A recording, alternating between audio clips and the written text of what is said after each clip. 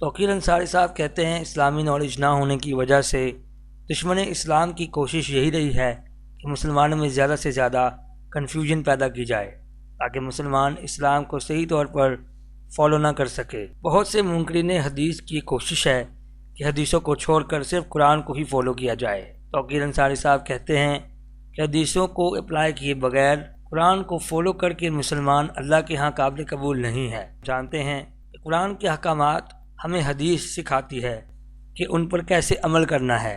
توقیر انصاری صاحب کہتے ہیں کہ میں چند مثالیں آپ کے سامنے رکھنا چاہتا ہوں۔ رسول اللہ صلی اللہ علیہ وسلم نے ہی پانی کے اسراف کے بغیر وضو کرنے کا طریقہ بتایا۔ پانی نہ ملنے پر تیمم کا طریقہ اور جنابت کا نہانا قرآن میں ذکر ہے، مگر اس کا مکمل طریقہ رسول اللہ صلی اللہ علیہ وسلم کی حدیث میں بیان ہے۔ اذان میں کیا کہنا ہے یہ صرف نبی پاک صلی اللہ علیہ وسلم کی حدیث میں ملتا ہے۔ اسی طرح سے نماز، زکوٰۃ جو کہ 2.5% ہے، یہ سب قرآن میں مینشن نہیں ہے، یہ سب رسول صلی اللہ علیہ وسلم نے ہمیں بتایا ہے۔